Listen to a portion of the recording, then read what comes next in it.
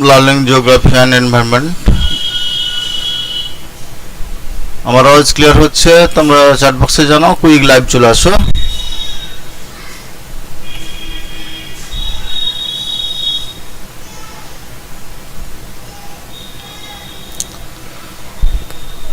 তাহলে আজকে আমরা শুরু করব জলস্থল বাতাস। সেই জলস্থল এবং বাতাসের কতগুলো সিলেক্টেড কোশ্চেন।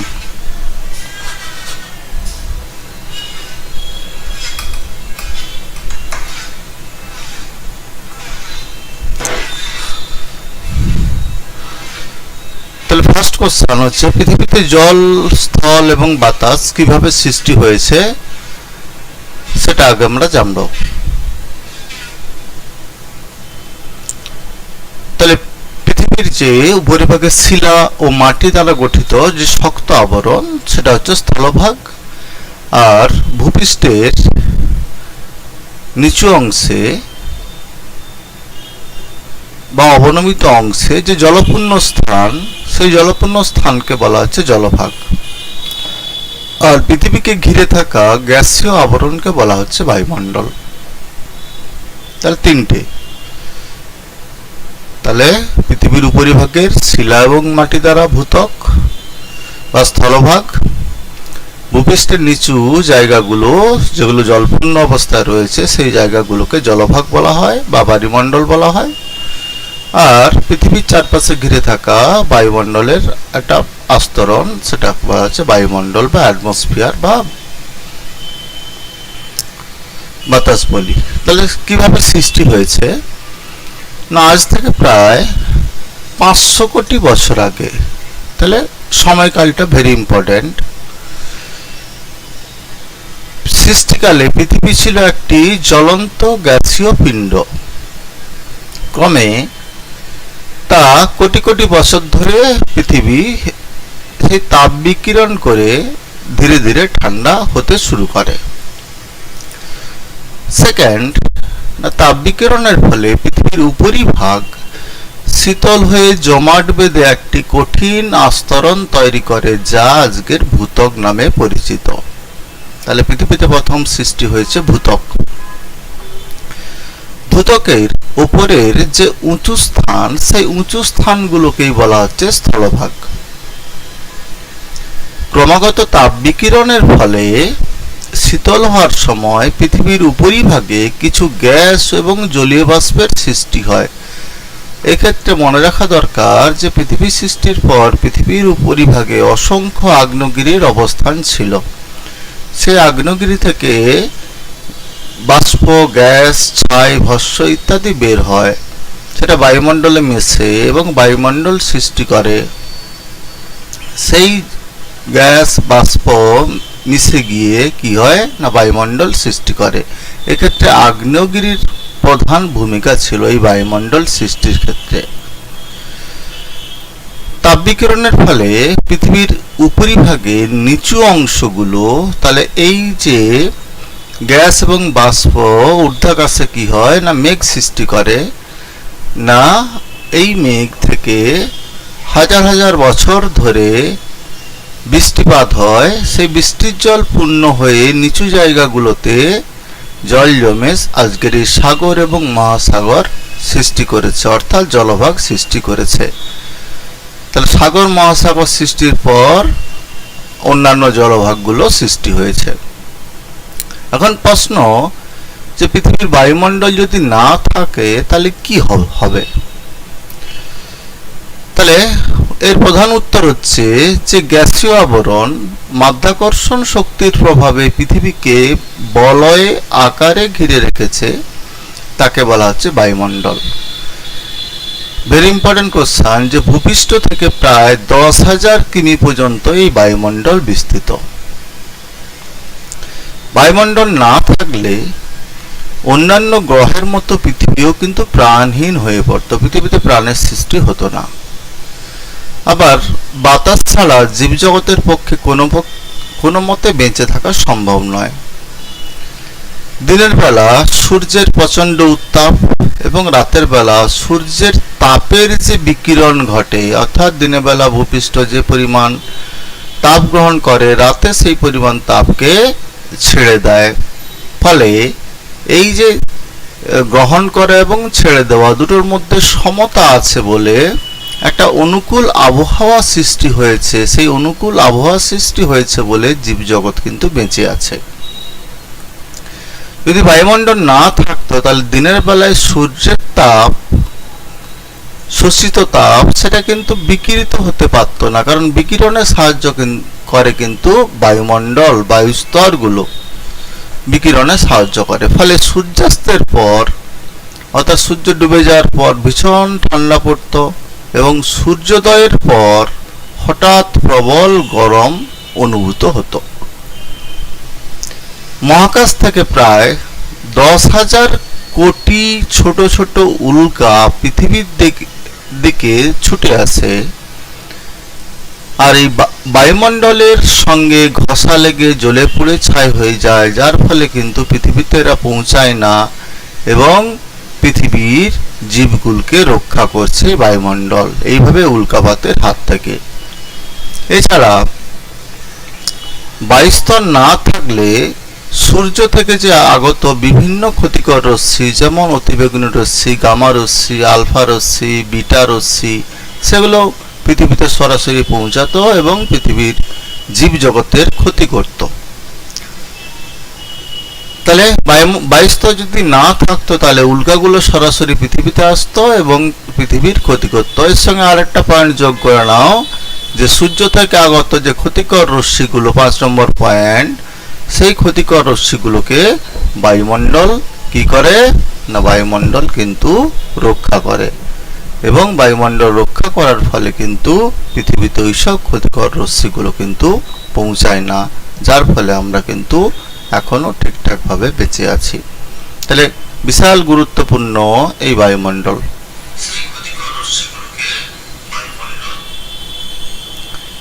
এবার আসি, তাহলে না থাকলে কি হতো, আবার কি কি উপকার করে না, পরিবেশের পক্ষে এবং জীবজগতের পক্ষে কিন্তু অত্যন্ত গুরুত্বপূর্ণ উপাদান হচ্ছে এই বায়ুমণ্ডল। বিভিন্ন ক্ষেত্রে মানে বায়ুমণ্ডল আমাদের উপকার করে, যেমন শ্বাসকার্যের জন্য অবশ্যই প্রাণদায়ী অক্সিজেন দেয়। সমগ্র প্রাণী জগৎ উদ্ভিদের উপর, খাদ্যের উপর নির্ভরশীল। কিভাবে না, উদ্ভিদ ওই সালোক সংশ্লেষ প্রক্রিয়ায় খাদ্য তৈরির জন্য প্রয়োজনীয় কার্বন ডাই অক্সাইড বায়ুমণ্ডল থেকে নেয়। উদ্ভিদ যদি না খাদ্য তৈরি করে তাহলে উদ্ভিদ বেঁচে থাকতে পারবে না, আর উদ্ভিদ না বেঁচে থাকলে আমরাও কিন্তু খাবার পাবো না। বায়ুমণ্ডলে উপস্থিত ওজোন গ্যাস সে কি করে না, সূর্যের ক্ষতিকারক যে রশ্মি, অতিবেগুনি রশ্মি বা ইংলিশে আল্ট্রাভায়োলেট রে বলা হয়, সেই অতিবেগুনি রশ্মি থেকে কিন্তু আমাদের রক্ষা করে। যার ফলে যদি সূর্যের অতিবেগুনি রশ্মি আমাদের বায়ুমণ্ডল ভেদ করে আমাদের গায়ের উপর পড়ে তাহলে কিন্তু চামড়ার ক্যান্সার বা ত্বকের ক্যান্সার সৃষ্টি হবে বা আরও অসংখ্য রোগ জ্বালা সৃষ্টি হবে। অসময়ে চোখে ছানি পড়বে, গাছের পাতা ঝলসে যাবে, উদ্ভিদ মারা যাবে, অনেক ক্ষতি করবে।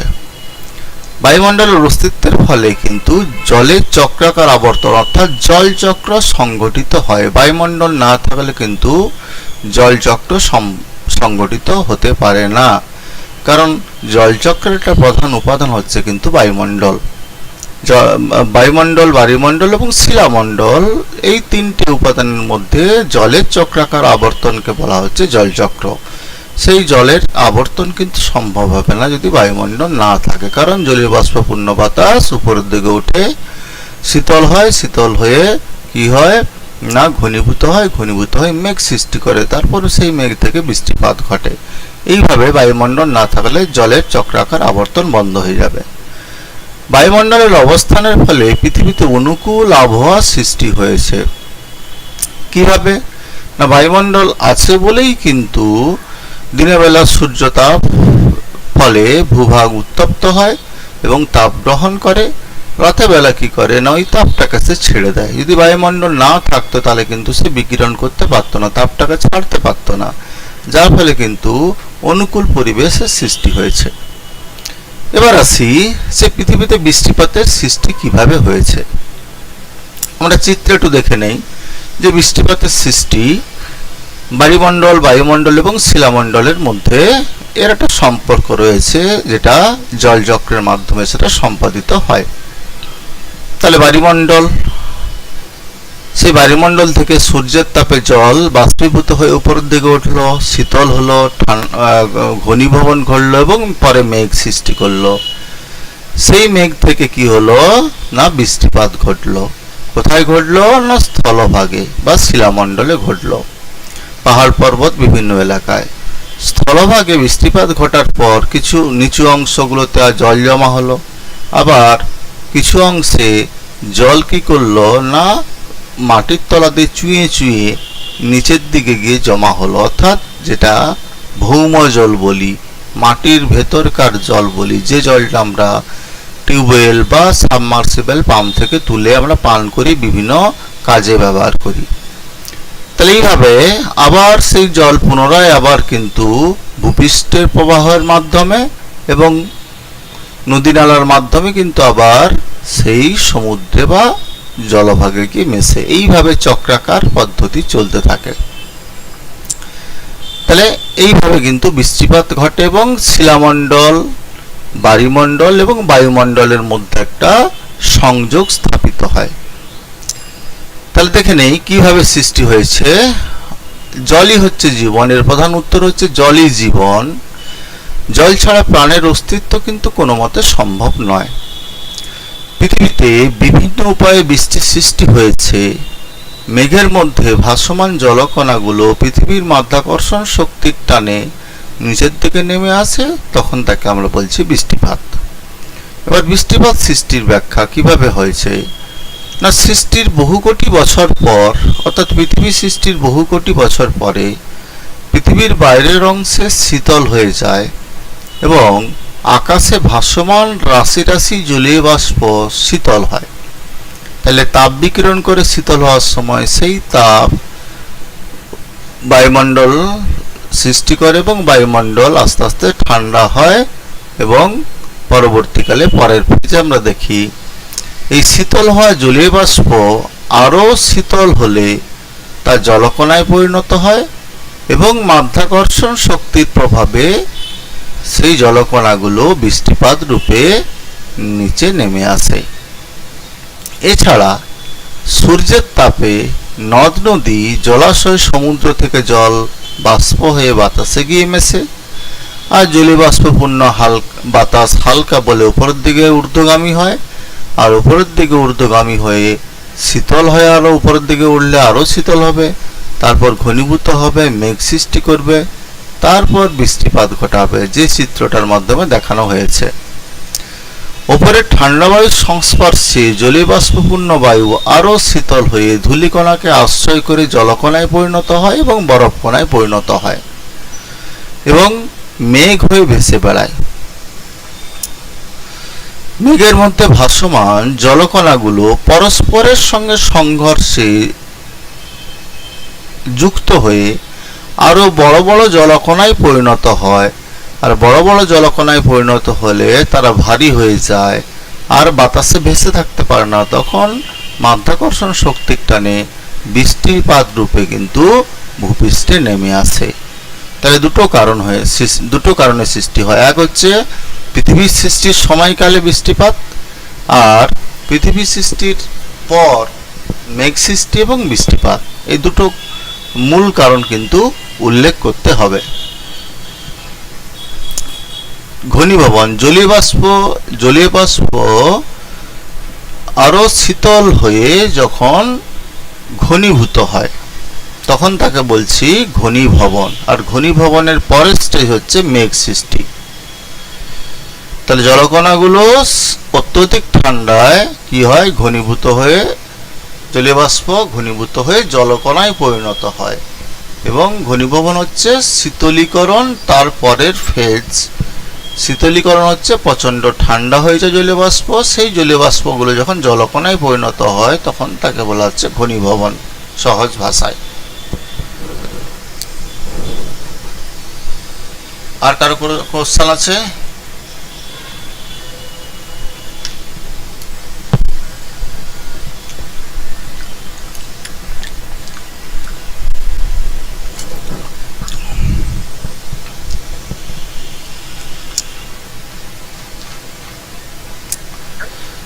আর কারো কোনো কোশ্চেন?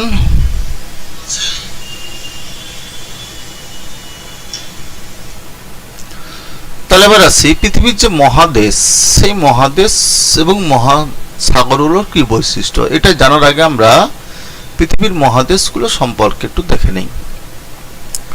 না, পৃথিবীর মহাদেশ এবং মহাসাগরগুলো দেখে নেই আগে। তাহলে এটা হচ্ছে উত্তর আমেরিকা মহাদেশ, দক্ষিণ আমেরিকা, এটা আফ্রিকা মহাদেশ চিত্রে দেখতে পাচ্ছ, এশিয়া মহাদেশ, ইউরোপ মহাদেশ এবং ওসিয়ানিয়া মহাদেশ, তার সঙ্গে রয়েছে আন্টার্কটিকা বা অ্যান্টার্কটিকা মহাদেশ। এই মহাদেশ 7টি মহাদেশ অবস্থান করছে স্থলভাগ রূপে। তাহলে এই মহাদেশগুলো এবং মহাসাগরগুলো সম্পর্কে আমরা দেখে নেই। প্রথম হচ্ছে সবচেয়ে বৃহৎ প্রশান্ত মহাসাগর, আটলান্টিক মহাসাগর, ভারতের দক্ষিণে ভারত মহাসাগর, আর দক্ষিণে হচ্ছে দক্ষিণ মহাসাগর বা কুমেরু মহাসাগর, আর আর্কটিক মহাসাগর বা সুমেরু মহাসাগর। তাহলে মহাসাগর এবং মহাদেশগুলোর অবস্থান আমরা চিত্রে দেখে নিয়েছি। এবার যে মহাদেশগুলোর কি বৈশিষ্ট্য আছে, না প্রথম বৈশিষ্ট্য হচ্ছে স্থানগত বিস্তার। না ভূপৃষ্ঠের প্রায় 14.9 কোটি বর্গ কিমি স্থান জুড়ে এই মহাদেশগুলো অবস্থান করছে। এই যে 7টা মহাদেশ বললাম, এই মহাদেশগুলো হচ্ছে বৃত্তাকারে অবস্থান করছে। কিরকম, না সুমেরু বৃত্তকে কেন্দ্র করে মহাদেশগুলি বৃত্তাকারে অবস্থান করছে। অর্থাৎ একটা গ্লোবের মধ্যে মহাদেশগুলো যদি আঁকা যায়, তাহলে মহাদেশগুলো কিন্তু এই বৃত্তাকারে অবস্থান করছে, পরপর পরপর পরপর অবস্থান করছে মহাদেশগুলো। এর প্রশস্ততা অর্থাৎ চওড়া কতটা, না পৃথিবীর মহাদেশগুলি পূর্ব পশ্চিমের চেয়ে উত্তর দক্ষিণে বেশি লম্বা। Very important. তাহলে চিত্রে দেখলেই বুঝতে পারবো যে উত্তর থেকে দক্ষিণে বেশি লম্বা পূর্ব পশ্চিমের চেয়ে। দেখতে পাচ্ছি চিত্রে উত্তর দক্ষিণে কিন্তু বেশি লম্বা পূর্ব পশ্চিমের চেয়ে, কারণ একদম আন্টার্কটিকা অবধি বিস্তার। দিকগত বিস্তার, না মহাদেশগুলি উত্তর দক্ষিণ বরাবর কিন্তু বিস্তৃত। স্বাভাবিক, উত্তর দক্ষিণ, উত্তর আমেরিকা উত্তরে অবস্থান করছে, দক্ষিণ আমেরিকা দক্ষিণে, আফ্রিকা দক্ষিণ, একদম পুরো সেন্ট্রাল প্রায়, এশিয়া মহাদেশের কিছু অংশ দক্ষিণে, কিছু অংশ উত্তরে, আবার ওসিয়ানিয়া দক্ষিণে, আন্টার্কটিকা দক্ষিণে, উত্তর দক্ষিণ বরাবর বিস্তার করছে। উত্তর গোলার্ধে বিস্তার, উত্তর গোলার্ধের প্রায় 5 ভাগের 2 ভাগ অর্থাৎ প্রায় 39% স্থান জুড়ে আছে মহাদেশগুলো। তাই উত্তর গোলার্ধে মহাদেশের বা স্থলভাগের পরিমাণ বেশি বলে উত্তর গোলার্ধকে বলা হচ্ছে স্থল গোলার্ধ বা মহাদেশ গোলার্ধ বলা হয়। দক্ষিণ গোলার্ধে অবস্থান, দক্ষিণ গোলার্ধে রয়েছে মাত্র 5 ভাগের 1 ভাগ অর্থাৎ প্রায় 19% রয়েছে দক্ষিণ গোলার্ধে। তাহলে উত্তর গোলার্ধে মহাদেশগুলো বেশি অবস্থান করছে বলে তাই উত্তর গোলার্ধকে মহাদেশ গোলার্ধ বলা হয় বা স্থল গোলার্ধ বলা হয়, কারণ মহাদেশগুলো হচ্ছে স্থলভাগ, আর দক্ষিণ গোলার্ধে মাত্র 19% অবস্থান করছে মহাদেশগুলো। এই মহাদেশের উচ্চতম অংশ রয়েছে হিমালয় পর্বতের মাউন্ট এভারেস্ট, যার উচ্চতা হচ্ছে 8848 মিটার। তাহলে মহাদেশের উচ্চতম অংশ, তাহলে মাউন্ট এভারেস্ট রয়েছে, সেই মাউন্ট এভারেস্টে নেপাল তিব্বত সীমান্তে এই অংশে অবস্থান করছে মাউন্ট এভারেস্ট। পরে আসি পরে হচ্ছে বৃহত্তম অংশ। না, স্থলভাগের বৃহত্তম অংশ বা পৃথিবীর বৃহত্তম মহাদেশ হচ্ছে এশিয়া মহাদেশ, সবচেয়ে বড়, যার আয়তন প্রায় 4.4 কোটি বর্গ কিমি। তাহলে আয়তন পরীক্ষায় কোশ্চেন আসে, ভালো করে মনে রাখতে হবে। এশিয়া মহাদেশে হচ্ছে স্থলভাগের সবচেয়ে বৃহত্তম অংশ। আর এই মহাদেশগুলো গঠিত হয়েছে কোন কোন গঠনকারী মহাদেশগুলো কি কি? না, এশিয়া রয়েছে, আফ্রিকা, ইউরোপ, উত্তর আমেরিকা, দক্ষিণ আমেরিকা, ওশেনিয়া এবং আন্টার্কটিকা। এই 7টি মহাদেশ মিলে কিন্তু পৃথিবীর স্থলভাগ গঠন করেছে। এবার মহাসাগর এর বৈশিষ্ট্যগুলো কি কি আমরা দেখে নেই, চিত্রের মাধ্যমে দেখে নেই যে মহাসাগরগুলোর কি কি বৈশিষ্ট্য। আমরা প্রধান 5টা মহাসাগর, প্রধান নয়, প্রধান 3টে মহাসাগর। এক হচ্ছে প্রশান্ত মহাসাগর সবচেয়ে বৃহত্তম, সেকেন্ড আটলান্টিক, থার্ড হচ্ছে ভারত। এছাড়া আরও দুটো মহাসাগর আছে, যেটা সুমেরু মহাসাগর বা আর্কটিক মহাসাগর, আরেকটা রয়েছে কুমেরু মহাসাগর বা দক্ষিণ মহাসাগর আন্টার্কটিকাকে ঘিরে। কিন্তু 3টে মহাসাগর প্রধান। তাহলে এই মহাসাগরের কি বৈশিষ্ট্য রয়েছে? না, ভূপৃষ্ঠের প্রায় 36.1 কোটি বর্গ কিমি স্থান জুড়ে জলভাগ তথা মহাসাগরগুলো অবস্থান করছে। বৃহত্তম অংশ, না পৃথিবীর বৃহত্তম মহাসাগর হলো প্রশান্ত মহাসাগর। এর ক্ষেত্রমান প্রায় 15.56 বর্গ কিমি, যা পৃথিবীর মোট স্থলভাগের ক্ষেত্রমানের থেকেও বেশি। Very important.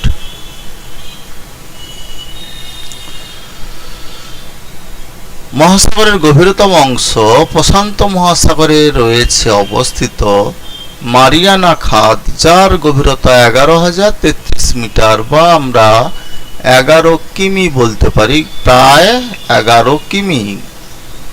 তাহলে মাউন্ট এভারেস্টের উচ্চতা 8,848 মিটার, তার থেকেও অনেক বেশি গভীরে অবস্থান করছে কিন্তু প্রশান্ত মহাসাগরের মারিয়ানা খাত, এটা জলভাগের বা মহাসাগরের সবচেয়ে নিম্নতম বা গভীরতম অংশ।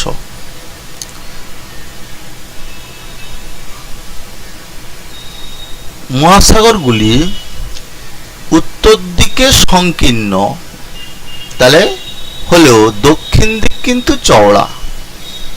চিত্রে আমরা দেখে নেই, দেখো এর উত্তর দিক সংকীর্ণ কিন্তু দক্ষিণ দিক চওড়া। আবার ঠিক আটলান্টিক মহাসাগরের উত্তর দিক সংকীর্ণ কিন্তু দক্ষিণ দিক দেখো চওড়া। ভারত মহাসাগর দেখো উত্তর দিক সংকীর্ণ কিন্তু দক্ষিণ দিক চওড়া। তাহলে উত্তর দিক সংকীর্ণ হলেও মহাদেশগুলো কিন্তু মহাসাগরগুলো কিন্তু দক্ষিণ দিকে বেশি চওড়া হয়। দিকগত বিস্তার, অর্থাৎ মহাসাগরগুলির বিস্তার কিন্তু পূর্ব থেকে পশ্চিম বরাবর। পূর্ব থেকে পশ্চিম বরাবর এটা প্রশান্ত মহাসাগর, পরপর আটলান্টিক মহাসাগর, ভারত মহাসাগর, আবার প্রশান্ত মহাসাগর, কারণ পৃথিবীটা গোল, আবার প্রশান্ত মহাসাগর ঘুরে আসবে। তাহলে পূর্ব থেকে পশ্চিমে বিস্তার করেছে। উত্তর গোলার্ধে বিস্তার, না উত্তর গোলার্ধে প্রায় 5/3 ভাগ, অর্থাৎ প্রায় 61% স্থান মহাসাগরের অন্তর্গত। Very important short question. দক্ষিণ গোলার্ধে বিস্তার, দক্ষিণ গোলার্ধে প্রায় 5/4 ভাগ, অর্থাৎ 81% জলভাগের তথা মহাসাগরগুলির অন্তর্গত। 81%। তাই দক্ষিণ গোলার্ধকে বলা হচ্ছে জল গোলার্ধ। উত্তর গোলার্ধকে আমরা যেমন বলি স্থল গোলার্ধ, কারণ স্থলভাগের পরিমাণ বেশি বলে, ঠিক তেমনি দক্ষিণ গোলার্ধে জলভাগের পরিমাণ বেশি বলে আমরা একে জল গোলার্ধ বলি। এই জল গোলার্ধের কেন্দ্রে আছে কিন্তু আন্টার্কটিকা মহাদেশ। তাহলে জলগোলার্ধের কেন্দ্রে আমরা চিত্রে দেখে নেই, জলগোলার্ধ এটা তার কেন্দ্রে অবস্থান করছে কিন্তু আন্টার্কটিকা মহাদেশ যদি গোলাকার পৃথিবীতে দেখো, এর কেন্দ্রে আন্টার্কটিকা মহাদেশ অবস্থান করছে। 5টা মহাসাগর নিয়ে গঠিত: প্রশান্ত মহাসাগর, আটলান্টিক মহাসাগর, ভারত এবং সুমেরু এবং কুমেরু মহাসাগর। এবার আসছি যে বায়ুমণ্ডলের স্তর বিন্যাস। ভেরি ইম্পর্টেন্ট কোশ্চেন, 5 নম্বরের জন্য, ভেরি ভেরি ইম্পর্টেন্ট। না, বায়ুমণ্ডলকে মোটামুটি 5টি স্তরে ভাগ করা হয়েছে। কি কি স্তর আমরা চিত্রে একটু দেখে নেই। চিত্রে দেখে নেওয়ার চেষ্টা করি যে প্রথম যে স্তর, সেই স্তরটার নাম হচ্ছে টপোস্ফিয়ার। সেকেন্ড যে স্তর স্ট্র্যাটোস্ফিয়ার, থার্ড যে স্তর মেসোস্ফিয়ার, ফোর্থ যে স্তর আয়নোস্ফিয়ার বা থার্মোস্ফিয়ার, আর রয়েছে তোমার এক্সোস্ফিয়ার রয়েছে। এই প্রধান 5টা। ম্যাগনেটোস্ফিয়ার স্তর সম্পর্কে তেমন কিছু জানা যায়নি এখন অবধি। তাহলে টপোস্ফিয়ার, স্ট্র্যাটোস্ফিয়ার, মেসোস্ফিয়ার, থার্মোস্ফিয়ার এবং এক্সোস্ফিয়ার। থার্মোস্ফিয়ারের আর একটা নাম হচ্ছে আয়নোস্ফিয়ার, এটা মনে রাখো। তাহলে উচ্চতা অনুযায়ী কিন্তু ভাগ করা হয়েছে। এর মধ্যে একটু মনে রাখতে হবে যে টপোস্ফিয়ার, স্ট্র্যাটোস্ফিয়ার এবং মেসোস্ফিয়ার এই 3টে স্তরকে নিয়ে গঠিত হয়েছে তোমার হোমোস্ফিয়ার বা সমমণ্ডল। কারণ হচ্ছে এই 3টে স্তরে বায়ুমণ্ডলের যে উপাদানগুলো, সেই উপাদানগুলোর অনুপাত প্রায় সমান থাকে। আর বাকি স্তরগুলোকে নিয়ে গঠিত হয়েছে হেটেরোস্ফিয়ার বা বিষমমণ্ডল, যেখানে বায়ুমণ্ডলের উপাদানগুলো সমান অনুপাতে থাকে না, তখন তাকে বিষমমণ্ডল বলা হয়। তাহলে এবার আসি যে বায়ুমণ্ডলের সর্বশেষ বিস্তার হচ্ছে 10,000 কিমি পর্যন্ত।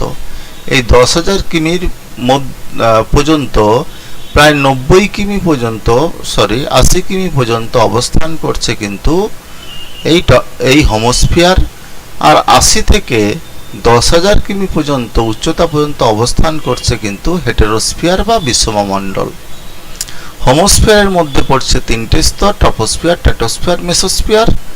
আর হেটেরোস্ফিয়ারের মধ্যেও পড়ছে 3টে স্তর 80 থেকে 10,000 কিমির মধ্যে: থার্মোস্ফিয়ার, এক্সোস্ফিয়ার এবং ম্যাগনেটোস্ফিয়ার। তাহলে দেখে নেই প্রত্যেকটা স্তর সম্পর্কে কি বলা রয়েছে। না, বায়ুমণ্ডলের সবচেয়ে নিচের স্তর হচ্ছে এই টপোস্ফিয়ার। ভূপৃষ্ঠ থেকে প্রায় 18 কিমি উচ্চতা পর্যন্ত এই স্তর অবস্থান করে। না, এই স্তরে ধূলিকণা, জলকণা থাকে বলে মেঘ, ঝড়, বৃষ্টি হয়। তাই এই স্তরের আরেকটা নাম হচ্ছে ক্ষুব্ধমণ্ডল। তাহলে ক্ষুব্ধমণ্ডল শব্দটা মনে রাখো।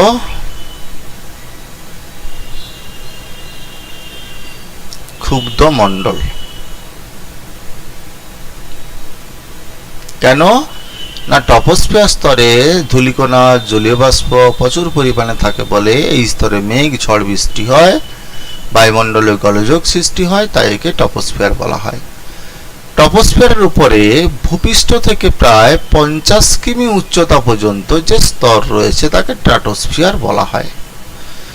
এই স্তরে জলীয় বাষ্প, ধূলিকণা না থাকায় এই স্তরে মেঘ, ঝড়, বৃষ্টি সৃষ্টি হয় না, যার ফলে কিন্তু এই স্তরকে আমরা, যেহেতু ঝড় বৃষ্টি সৃষ্টি হয় না, তাই এই স্তরকে আমরা শান্ত মণ্ডল বলি।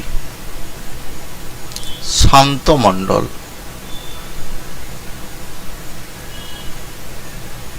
আর এই স্তরে 20 থেকে 25 কিমি উচ্চতার মধ্যে ওজোন গ্যাসের একটি স্তর রয়েছে। যে ওজোন গ্যাস হচ্ছে সূর্য থেকে আগত অতিবেগুনি রশ্মিকে শোষণ করে, যার ফলে পৃথিবীর জীবজগৎ রক্ষা পায় ওই ওজোন গ্যাসের ক্ষতিকর প্রভাব থেকে। তাই এই স্তরটাকে আমরা, স্ট্র্যাটোস্ফিয়ার স্তরটাকে আমরা ওজোনোস্ফিয়ারও বলতে পারি। পরে হচ্ছে 3rd নম্বর স্তর হচ্ছে মেসোস্ফিয়ার, যেটা স্ট্র্যাটোস্ফিয়ার উপরে ভূপৃষ্ঠ থেকে প্রায় 80 কিমি উচ্চতা পর্যন্ত যে স্তরটি, তাকে মেসোস্ফিয়ার বলা হয়। এই মেসোস্ফিয়ারে উচ্চতা বাড়ার সঙ্গে সঙ্গে উষ্ণতা কমতে থাকে, প্রধান বৈশিষ্ট্য একটা। পরে আসি, তাহলে মেসোস্ফিয়ার আমরা দেখে নেই। 80 কিমি উচ্চতা পর্যন্ত হচ্ছে মেসোস্ফিয়ার, 50 কিমি উচ্চতা পর্যন্ত হচ্ছে স্ট্র্যাটোস্ফিয়ার, পরে হচ্ছে থার্মোস্ফিয়ার। না, মেসোস্ফিয়ারের পর ভূপৃষ্ঠ থেকে প্রায় 500 কিমি উচ্চতা পর্যন্ত বিস্তৃত যে স্তর তাকে থার্মোস্ফিয়ার বলা হয়। এই থার্মোস্ফিয়ারে গ্যাসের অণুগুলি আয়নিত অবস্থায় থাকে, তাই থার্মোস্ফিয়ারকে আয়নোস্ফিয়ারও বলা হয়। তাহলে থার্মোস্ফিয়ারের আরেকটা নাম হচ্ছে ionosphere. Be careful, very very important. পর হচ্ছে এক্সোস্ফিয়ার। থার্মোস্ফিয়ারের উপরে প্রায় 750 কিমি, চিত্রে দেখে নেই, এক্সোস্ফিয়ার প্রায় 750 কিমি পর্যন্ত, এই এতদূর পর্যন্ত এক্সোস্ফিয়ার বিস্তৃত। এই অঞ্চলে কৃত্রিম উপগ্রহ থাকে, ইন্টারন্যাশনাল স্পেস স্টেশন থাকে প্রভৃতি অবস্থান করে এই স্তরে। ভেরি ভেরি ইম্পর্টেন্ট, কোশ্চেন पूछा যায় যে কোন স্তরে কৃত্রিম উপগ্রহ এবং ইন্টারন্যাশনাল স্পেস স্টেশন অবস্থান করে। তাহলে যেমন বায়ুমণ্ডলের উপরিভাগ, বায়ুমণ্ডলের স্তরগুলোর বিন্যাস জানলাম, ঠিক তেমনি পৃথিবীর অভ্যন্তরভাগে স্তরগুলোর বিন্যাস জানবো। তার আগে আমরা চিত্রটা দেখে নেই। একদম পৃথিবীর উপরিভাগ, এই অংশ ভূপৃষ্ঠ, সেই অংশকে আমরা ভূত্বক বলছি। তাহলে এটা হচ্ছে মহাদেশীয় ভূত্বক। ভূত্বকের দুটো ভাগ, এটা মহাদেশ দিয়ে গঠিত, মহাদেশীয় ভূত্বক, আর এটা মহাসাগরের তলদেশ দিয়ে গঠিত, সেটা হচ্ছে মহাসাগরীয় ভূত্বক। তাহলে ভূত্বক প্রথম। এই পৃথিবীর অভ্যন্তরভাগ জানার জন্য অবশ্যই একটা উদাহরণ দেই যে অভ্যন্তরভাগটা কিন্তু অনেকটা আমাদের সেদ্ধ ডিমের মতো। অর্থাৎ সেদ্ধ ডিমের যেমন খোলাটা হচ্ছে ভূত্বক একটু শক্ত, তার ভেতরেরটা সাদা অংশটা একটু নরম, আর কুসুমটা আর একটু নরম। তাই তিনটে আমরা অভ্যন্তরভাগকে তিনটে স্তরে ভাগ করছি। ভূত্বক, সেকেন্ড হচ্ছে ভূত্বকের পরের যে স্তর, সেই স্তরটাকে আমরা বলছি গুরুমণ্ডল। তাহলে ভূত্বকের পরের স্তর হচ্ছে গুরুমণ্ডল। গুরুমণ্ডলের আবার দুটো ভাগ রয়েছে, এক হচ্ছে নিম্ন গুরুমণ্ডল আর ঊর্ধ্ব গুরুমণ্ডল। আমরা নিম্ন গুরুমণ্ডল এবং ঊর্ধ্ব গুরুমণ্ডল, তাহলে অশ্বমণ্ডল বা শিলামণ্ডল আমরা বলছি ভূত্বকটাকে। আর একেবারে কেন্দ্রে যে অংশটা, সেটাকে বলছি আমরা কেন্দ্রমণ্ডল। তাহলে কেন্দ্রমণ্ডল কিন্তু কঠিন লোহা এবং নিকেল দ্বারা গঠিত অবস্থান করছে। আর বহিঃকেন্দ্রমণ্ডল হচ্ছে, আবার কেন্দ্রমণ্ডলের দুটো ভাগ, সে দুটো ভাগকে আমরা বলতে পারি একটা বহিঃকেন্দ্রমণ্ডল, একটা অন্তঃকেন্দ্রমণ্ডল। এখানে একটা যদি ছবি এঁকে আমি দেখিয়ে দিতে পারি তাহলে অবশ্যই সুবিধা হবে। ডায়াগ্রামটা দেখো।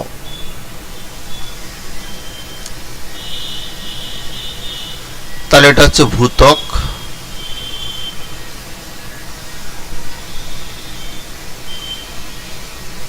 যার গভীরতা হচ্ছে প্রায় 30 কিমি।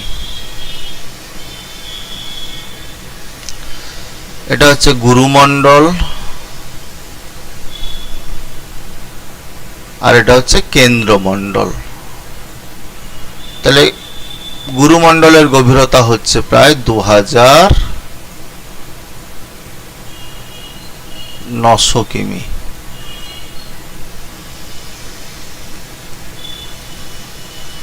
আর একেবারে কেন্দ্র পর্যন্ত গভীরতা প্রায় 6370 কিমি। ভূত্বককে আবার দুটো ভাগে ভাগ করা হয়েছে, এক হচ্ছে উপরিভাগটা হচ্ছে মহাদেশীয় ভূত্বক, আর নিচের অংশটা হচ্ছে ভূত্বকের, সেটা হচ্ছে মহাসাগরীয় ভূত্বক।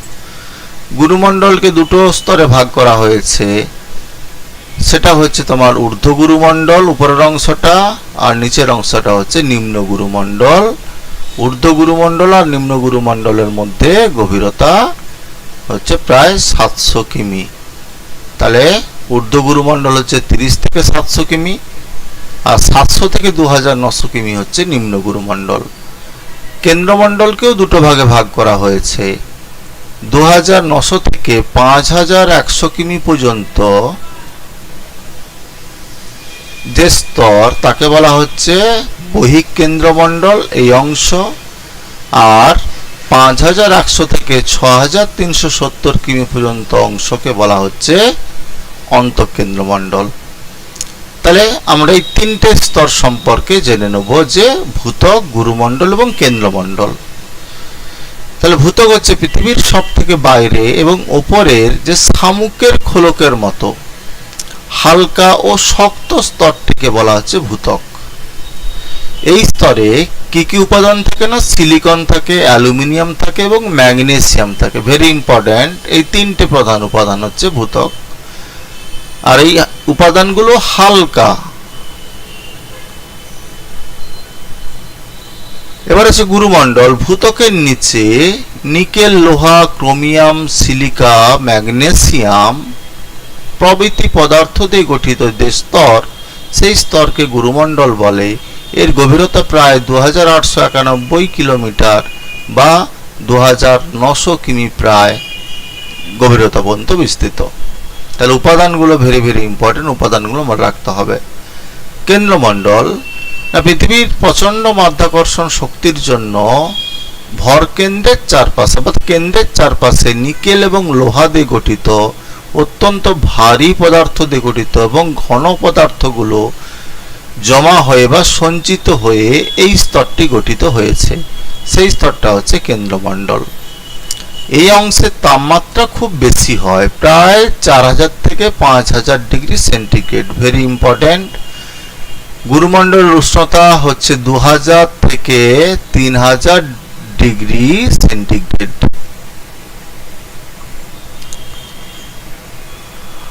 এটা মনে রাখো, 2 থেকে 3000 ডিগ্রি সেন্টিগ্রেড গুরুমণ্ডলের উষ্ণতা, আর কেন্দ্রমণ্ডলের উষ্ণতা হচ্ছে 4000 থেকে 5000 ডিগ্রি সেন্টিগ্রেড।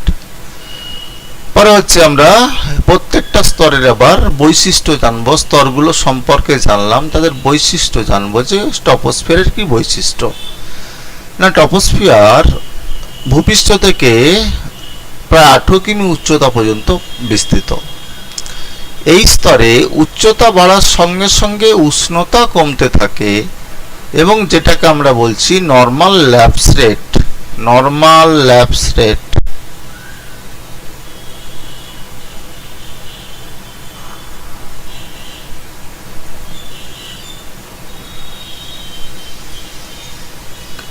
কি হারে কমতে থাকে না, প্রতি কিমি উচ্চতায় 6.4 ডিগ্রি সেন্টিগ্রেড বা 6.5 ডিগ্রি সেন্টিগ্রেড হারে কমতে থাকে। এই স্তরে বায়ু প্রবাহ, মেঘ, ঝড়, বৃষ্টি, বজ্রপাত সৃষ্টি হয়, তাই এই স্তরকে আমরা ক্ষুব্ধমণ্ডল বলি। আর বায়ু দূষণকারী প্রায় সকল পদার্থই হচ্ছে এই টপোস্ফিয়ারে অবস্থান করে। পর হচ্ছে স্ট্র্যাটোস্ফিয়ার। টপোস্ফিয়ারের উপরে অবস্থিত এই স্তরটি ভূপৃষ্ঠ থেকে 50 কিমি উচ্চতা পর্যন্ত বিস্তৃত হয়েছে। উচ্চতা বাড়ার সঙ্গে সঙ্গে এই স্তরে উষ্ণতা কিন্তু বাড়তে থাকে। Very important. এই স্তরে ওজোন গ্যাসের একটি স্তর আছে, সেজন্য এই স্তরকে আমরা ওজোনোস্ফিয়ার বলি। জলীয় বাষ্প, ধূলিকণা প্রভৃতি না থাকা এই স্তরে মেঘ সৃষ্টি হয় না, তাই একে আমরা শান্তমণ্ডল বলি। এই শান্তমণ্ডল বলা হয় ঝড়ঝঞ্ঝা হয় না বলে। আর ঝড়ঝঞ্ঝা হয় না বলে এই স্তর দিয়ে কিন্তু জেট প্লেনগুলি চলাচল করে। তাহলে জেট প্লেন চলাচল করে কোন স্তরে? কোন স্তরে ওজোন গ্যাসের অস্তিত্ব রয়েছে। Very very important. পর হচ্ছে মেসোস্ফিয়ার। স্ট্র্যাটোস্ফিয়ারের উপরে অবস্থিত এই স্তরটি ভূপৃষ্ঠ থেকে 80 কিমি উচ্চতা পর্যন্ত বিস্তৃত। এই স্তরে উচ্চতা বৃদ্ধির সঙ্গে সঙ্গে উষ্ণতা অতি দ্রুত হারে বাড়ে, অতি দ্রুত হারে কমতে থাকে। এই স্তরে বায়ুর চাপও অনেক কম হয়। মহাকাশ থেকে আগত উল্কাপিণ্ডগুলি অধিকাংশই এই স্তরে কিন্তু পুড়ে ছাই হয়ে যায়। তাহলে উল্কাপিণ্ড কোন স্তরে পুড়ে ছাই হয়ে যায়? ভেরি ভেরি ইম্পর্ট্যান্ট, না মেসোস্ফিয়ার স্তরে। এই স্তরে জলীয়বাষ্প প্রবেশ করায় কিছু পরিমাণ হালকা মেঘের সৃষ্টি হতে দেখা যায়। পরে থার্মোস্ফিয়ারের বৈশিষ্ট্য, না মেসোস্ফিয়ারের উপরে অবস্থিত এই স্তরটি ভূপৃষ্ঠ থেকে প্রায় 500 কিমি উচ্চতা পর্যন্ত বিস্তৃত। এই স্তরে উচ্চতা বৃদ্ধির সঙ্গে সঙ্গে উষ্ণতা দ্রুত হারে বৃদ্ধি পেতে থাকে। তাহলে মেসোস্ফিয়ারে উচ্চতা বাড়ার সঙ্গে সঙ্গে উষ্ণতা দ্রুত হারে কমতে থাকে, আর থার্মোস্ফিয়ারে উচ্চতা বাড়ার সঙ্গে সঙ্গে উষ্ণতা দ্রুত হারে বৃদ্ধি পেতে থাকে। দুটোকে গুলিয়ে ফেলবে না। এই স্তরে গ্যাসের অণুগুলি আয়নিত অবস্থায় আছে বলে এই স্তরের আরেক নাম হচ্ছে আয়নোস্ফিয়ার। আর এই স্তর আছে বলে বেতার তরঙ্গ এই স্তর থেকে প্রতিফলিত হয়ে পুনরায় কি হয়, পৃথিবীতে ফিরে আসে। তাই আমরা রেডিও শুনতে পাই এবং টিভি দেখতে পাই, কারণ রেডিও ওয়েভ এবং টিভির যে ওয়েভ ফ্রিকোয়েন্সি, সেই ওয়েভ ফ্রিকোয়েন্সি কিন্তু এই আয়নিত স্তরে বাধা পেয়ে পুনরায় আমাদের অ্যান্টেনাতে বা ধরা পড়ে, যার আমরা রেডিও শুনতে পাই এবং টিভিও দেখতে পাই। এখানে বাতাসের উপস্থিতি খুব কম বলে আকাশকে কালো রঙের দেখায়। পরে হচ্ছে এক্সোস্ফিয়ার। থার্মোস্ফিয়ার বা আয়নোস্ফিয়ারের উপরের যে স্তর প্রায় 750 কিমি পর্যন্ত বিস্তৃত এই স্তর। এই স্তরে উচ্চতা বৃদ্ধির সঙ্গে সঙ্গে উষ্ণতা বৃদ্ধি পায়। ভেরি ইম্পর্টেন্ট একটা লাইন। এই স্তরে হাইড্রোজেন এবং হিলিয়াম গ্যাসের প্রাধান্য বেশি। Very important. এখানে বায়ুমণ্ডল খুব হালকা, অর্থাৎ এক্সোস্ফিয়ার ধীরে ধীরে মহাশূন্যে গিয়ে মিলিত হয়। পরে আসি যে ভূত্বকের প্রধান বৈশিষ্ট্যগুলো কি। আমরা ভূত্বক পড়েছি না, এটা হচ্ছে পৃথিবীর বাইরের কঠিন একটা আবরণ হচ্ছে ভূত্বক। সিয়াল এবং সীমা নামক দুটি স্তর দিয়ে গঠিত। সায়াল SIAL সিলিকা আর অ্যালুমিনিয়াম দিয়ে গঠিত মহাদেশীয় ভূত্বক, আর সিলিকা এবং ম্যাগনেসিয়াম, যেটা সীমা বলছি, ম্যাগনেসিয়াম দিয়ে গঠিত মহাসাগরীয় ভূত্বক। আমরা ভূত্বকে দুটো ভাগ দেখেছি। সিলিকা, অ্যালুমিনিয়াম, ম্যাগনেসিয়াম হচ্ছে এই ভূত্বকের উপাদান। এর গড় গভীরতা প্রায় 40 কিমি। এর ঘনত্ব হচ্ছে 2.65 থেকে 2.9 গ্রাম পার ঘন সেমি। এটা ঘন সেমি হবে, ঘন সেমি, সেন্টিমিটার নয়, ঘন সেমি হবে, সেমি কিউব। ভূত্বকের উপরে শিলাসমূহ আবহবিকার দ্বারা, অর্থাৎ আবহাওয়ার বিভিন্ন উপাদান দ্বারা চূর্ণ বিচূর্ণ হয় এবং সেই চূর্ণ বিচূর্ণ শিলা থেকে মৃত্তিকার সৃষ্টি হয়। তাই মুখ্য উপাদান হিসেবে কাজ করে এই ভূত্বক। মাটি সৃষ্টির মূলে আছে এই ভূত্বক। মূলত আম্লিক এবং ক্ষারকীয় শিলার সমন্বয়ে গঠিত হচ্ছে এই ভূত্বক। Very important line. পরে চলে যাই আমরা গুরুমণ্ডল। তাহলে পৃথিবীর শিলামণ্ডল এবং কেন্দ্রমণ্ডলের মাঝে অবস্থান করছে এই স্তর। এই স্তরটি উত্তপ্ত, গলিত এবং নমনীয় অবস্থায় রয়েছে। এই স্তরে সিলিকন, লৌহ, ম্যাগনেসিয়াম, কার্বন এবং অন্যান্য খনিজ পদার্থও রয়েছে। এই স্তরটি জলের তুলনায় প্রায় 5 থেকে 6 গুণ ভারী হয়, আর এর গড় উষ্ণতা হচ্ছে প্রায় 1500 ডিগ্রি সেন্টিগ্রেড। Very important. এই স্তরটি প্রায় 40 থেকে 2900 কিমি পর্যন্ত বিস্তার লাভ করেছে। যেগুলো করছি বক্স করে দিচ্ছি, ভেরি ভেরি ইম্পর্ট্যান্ট। পরে হচ্ছে কেন্দ্রমণ্ডল। পৃথিবীর অভ্যন্তরে গুরুমণ্ডলের নিচ থেকে কেন্দ্রবিন্দু পর্যন্ত হচ্ছে কেন্দ্রমণ্ডল। এই কেন্দ্রমণ্ডলের চারপাশে প্রায় 3475 কিমি এলাকা জুড়ে রয়েছে, অর্থাৎ পুরুত্ব। কেন্দ্রমণ্ডলের পুরুত্ব কত না, কেন্দ্রমণ্ডল কতটা মোটা, সেই পুরুত্ব হচ্ছে তোমার 3475 কিমি। এই কেন্দ্রমণ্ডলে লোহা, নিকেল, সীসা, পারদ প্রভৃতি ভারী উপাদান কিন্তু লক্ষ্য করা যায়।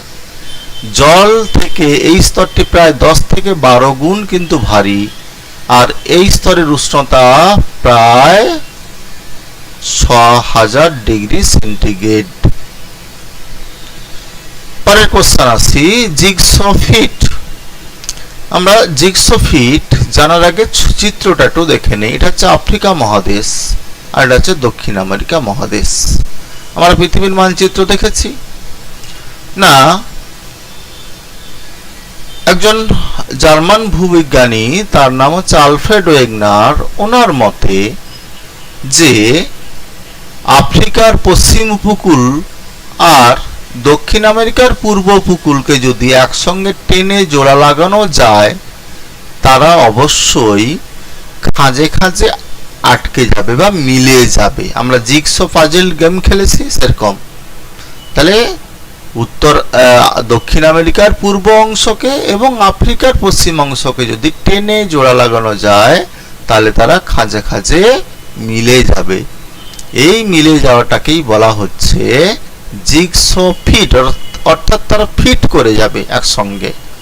তাহলে কি বলা রয়েছে জিগসো ফিট সম্পর্কে একটু দেখে নেই।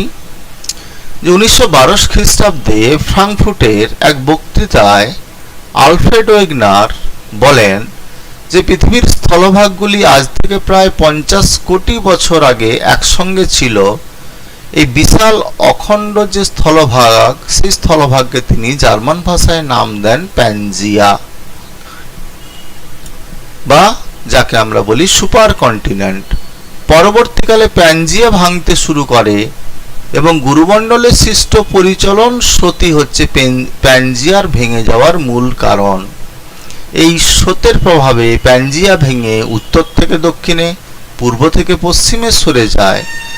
তিনি এর প্রমাণস্বরূপ তিনি বলেন যে দক্ষিণ আমেরিকার ব্রাজিলের যে রগ অন্তরীপ আছে, সেই রগ অন্তরীপ এবং আফ্রিকার পশ্চিমে যে গিনি উপকূল আছে, সেই গিনি উপকূলের খাঁজ কাটা অংশকে যদি পরস্পর জুড়ে দেওয়া যায়, তারা খাপে খাপে মিলে যাবে। একেই তিনি বলেছেন জিগসো ফিট, অর্থাৎ তারা একসঙ্গে ফিট হয়ে যাবে। চিত্রে যেমন আমরা দেখতে পাচ্ছি, এই অংশটা ব্রাজিল আর এই অংশটা গিনি উপকূল, তাহলে তারা খাপে খাপে মিলে যাবে। একেই তিনি নাম দিয়েছেন জিগসো ফিট। 3 নম্বরের জন্য ভেরি ইম্পর্টেন্ট কোশ্চেন। পরে আসছি যে জীবমণ্ডল, ইংরেজি শব্দ বায়োস্ফিয়ার। বায়ো মানে হচ্ছে জীব, স্ফিয়ার মানে হচ্ছে মণ্ডল বা বলয়। তাহলে এক কথায় বলা হচ্ছে জীবমণ্ডল। পৃথিবীর বায়ুমণ্ডল, বায়ুমণ্ডল এবং শিলামণ্ডলের অন্তর্গত উদ্ভিদ, প্রাণী, ছত্রাক, অতি সূক্ষ্ম জীবাণু প্রভৃতি যে পরিবেশে একত্রে বসবাস করে, তখন তাকে বলা হচ্ছে জীবমণ্ডল। অর্থাৎ জীবের বসবাসের উপযোগী পরিবেশ, সেটা বায়ুমণ্ডলে থাকতে পারে, বায়ুমণ্ডলে থাকতে পারে, শিলামণ্ডলে থাকতে পারে। তখন যদি জীবের বসবাসের উপযোগী পরিবেশ থাকে, তখন তাকে বলা হচ্ছে জীবমণ্ডল। পরের লাইনটা ভেরি ইম্পর্টেন্ট। ভূপৃষ্ঠ থেকে 300 মিটার উচ্চতা এবং সমুদ্রপৃষ্ঠ থেকে 200 মিটার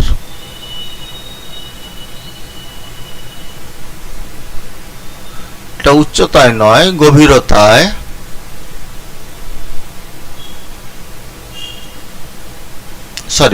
ঠিক আছে, উচ্চতায় ঠিক আছে।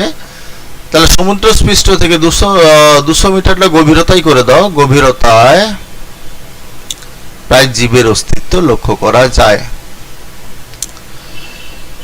জল, স্থল, বাতাসে ছড়িয়ে থাকা প্রায় 35,000 উদ্ভিদ প্রজাতি এবং প্রায় 110 লক্ষ প্রাণী প্রজাতির সমন্বয়েই জীবমণ্ডল গঠিত। পৃথিবীতে প্রাকৃতিক পরিবেশের ক্ষতি হলে কিন্তু সমগ্র জীবমণ্ডলের ধ্বংস হবে, অর্থাৎ জীবের বাসভূমি ধ্বংস হবে, জীবের অস্তিত্ব থাকবে না। পরে কোশ্চেন আসছে বিশ্ব উষ্ণায়ন। না, তার আগে চিত্রটা দেখে নেই যে পৃথিবীর গড় তাপমাত্রা বেড়েছে 1860 সাল থেকে, অর্থাৎ শিল্প বিপ্লবের পর থেকে 1860, 1880, 1920, 1940, 60, 2000 সাল, 2020, 2040 সাল অবধি কিভাবে তাপমাত্রা বাড়ছে তার একটা রেখাচিত্র দেখানো হয়েছে। যেখানে 1860 সালে ছিল টেম্পারেচার খুবই কম ছিল, আস্তে আস্তে বৃদ্ধি পেতে পেতে 0.5 ডিগ্রি সেন্টিগ্রেড হয়েছে, তারপর 1 ডিগ্রি সেন্টিগ্রেড হয়েছে, তারপর আরো বাড়তে বাড়তে কি হবে না প্রায় 3 ডিগ্রি সেন্টিগ্রেড পর্যন্ত কিন্তু বেড়ে যেতে পারে। পৃথিবীর এই গড় তাপমাত্রা ক্রমশ বাড়ছে। এই গড় তাপমাত্রা বৃদ্ধির ঘটনাকেই বলা হচ্ছে কিন্তু বিশ্ব উষ্ণায়ন।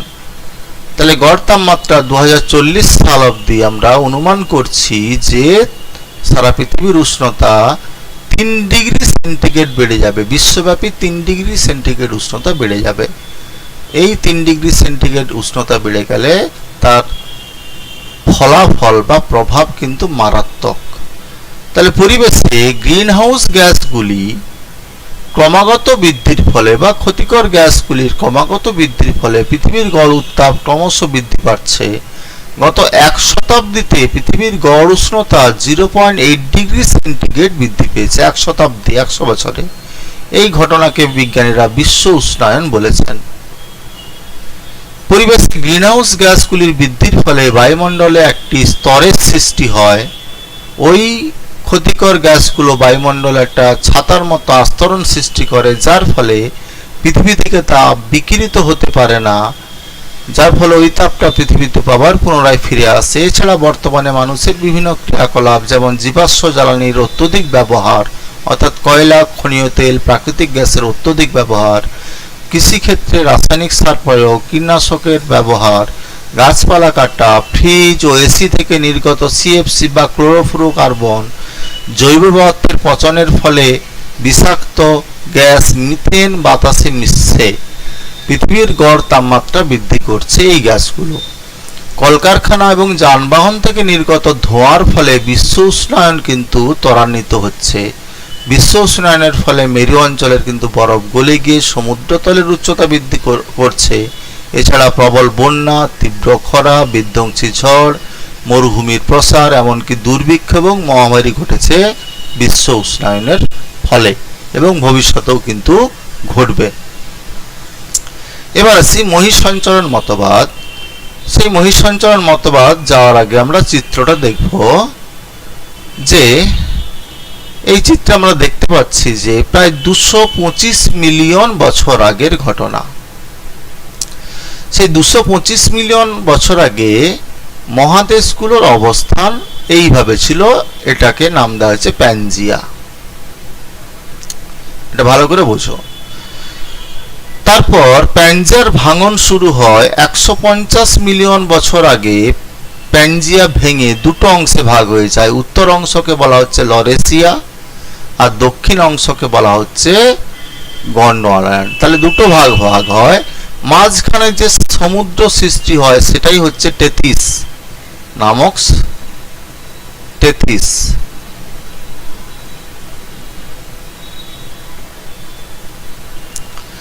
পরের স্টেপে 100 মিলিয়ন বছর আগে মহাদেশগুলোর অবস্থান, এটা উত্তর আমেরিকা, এটা দক্ষিণ আমেরিকা, আফ্রিকা, এটা ইন্ডিয়া, এটা আন্টার্কটিকা, এটা অস্ট্রেলিয়া, এবং ইউরোপ এবং উত্তর আমেরিকা এক জয়েন্টে ছিল।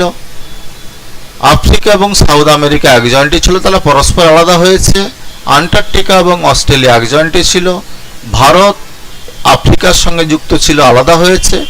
পরের স্টেপে বর্তমান অবস্থায় পৃথিবীর মহাদেশগুলো কি অবস্থায় অবস্থান করছে আমরা দেখতে পাচ্ছি যে 7টা মহাদেশ এবং মহাসাগর সৃষ্টি হয়েছে।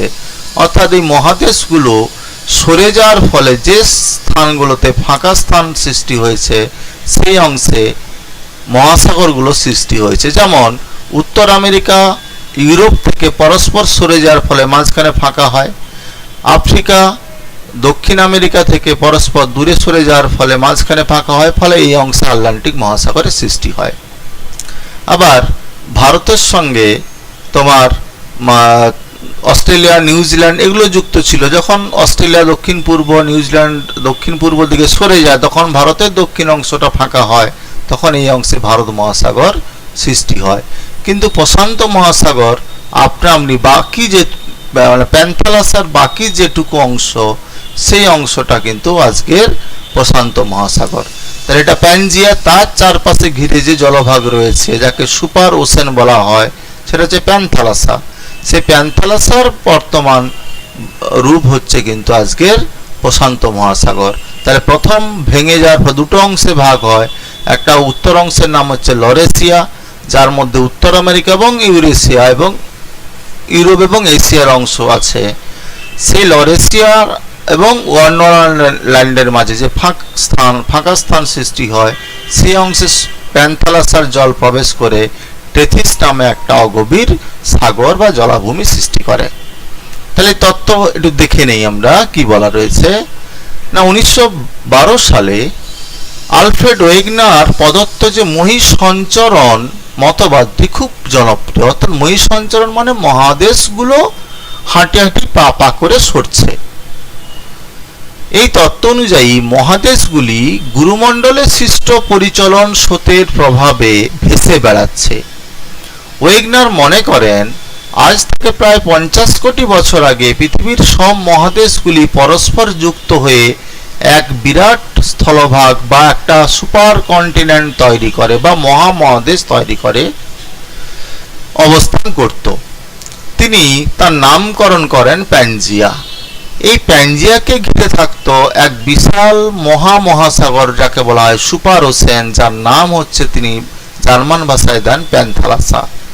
পরে কি হয় না, আজ থেকে প্রায় 20 কোটি বছর আগে প্যানজিয়া ভাঙতে শুরু করে এবং ভেঙে যাওয়া টুকরোগুলো উত্তর দক্ষিণ পূর্ব পশ্চিমে সরে যায়, সরে যাওয়ার ফলে বিভিন্ন মহাদেশ এবং মহাসাগরগুলোর সৃষ্টি হয়েছে।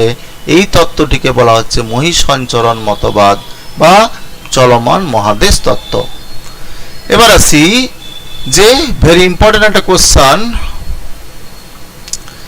যে বিশ্ব উষ্ণায়নের যে কারণগুলো, সে কারণগুলো কি কি। না, গত 1 শতাব্দীতে পৃথিবীর গড় উষ্ণতা প্রায় 0.8 ডিগ্রি সেন্টিগ্রেড বৃদ্ধি পেয়েছে। কেন বৃদ্ধি পেয়েছে? না, গ্রিন হাউস গ্যাসগুলোর প্রভাব। না, বিশেষ করে কার্বন ডাই অক্সাইড সবচেয়ে বেশি প্রধান green house gas, methane, CFC এবং যানবাহন এবং শিল্প কলকারখানা থেকে নির্গত হয়ে বাতাসে মিশছে। এই বিষাক্ত গ্যাসগুলি পৃথিবীর চারদিকে আবরণ তৈরি করে, যা পৃথিবী থেকে তাপ বিকিরণে বাধা পায়, ফলে দিনের পর দিন এই তাপ সঞ্চিত হয়ে পৃথিবীর উষ্ণতা বাড়িয়ে দেয়।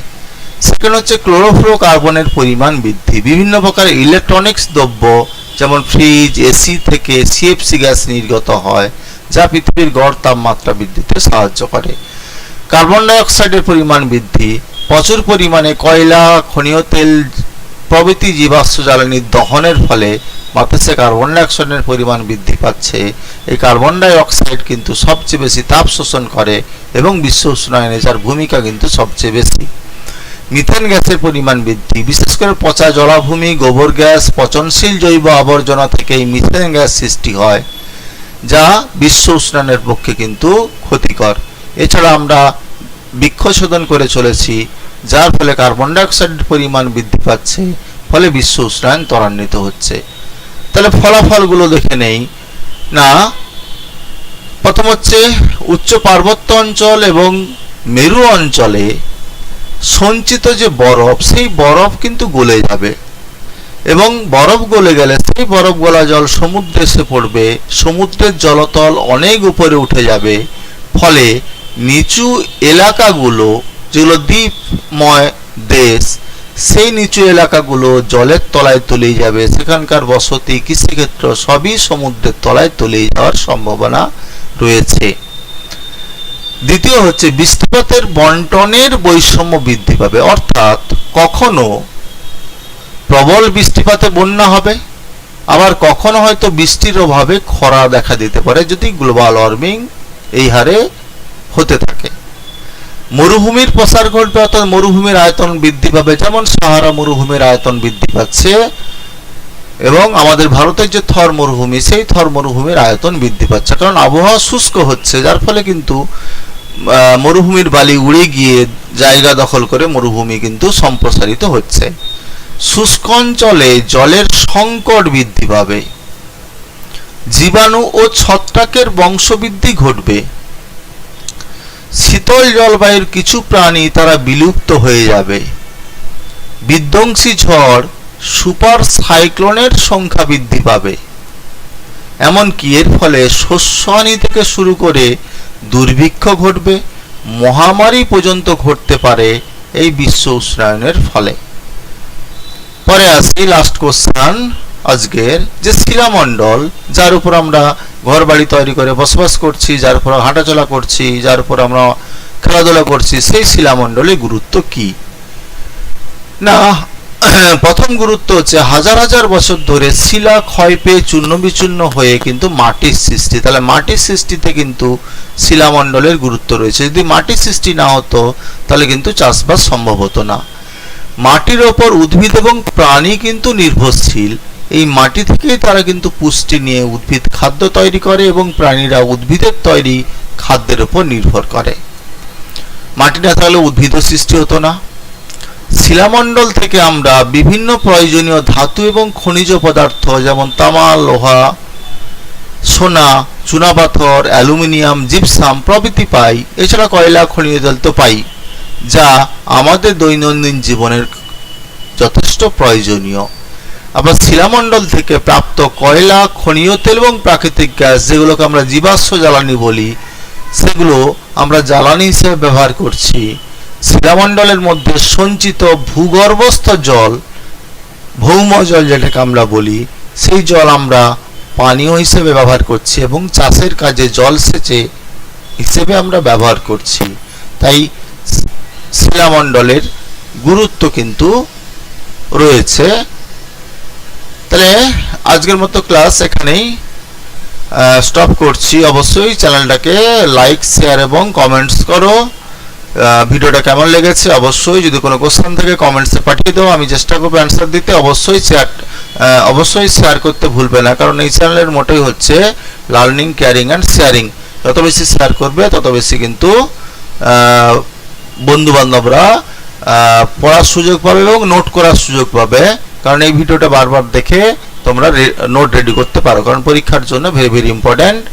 কারণ এখান থেকে অসংখ্য কোশ্চেন যেগুলো আলোচনা করেছি সেগুলো আমি বেছে বেছে করেছি আলোচনা, সেই কোশ্চেনগুলো থেকে পরীক্ষা আসার সম্ভাবনা প্রবল।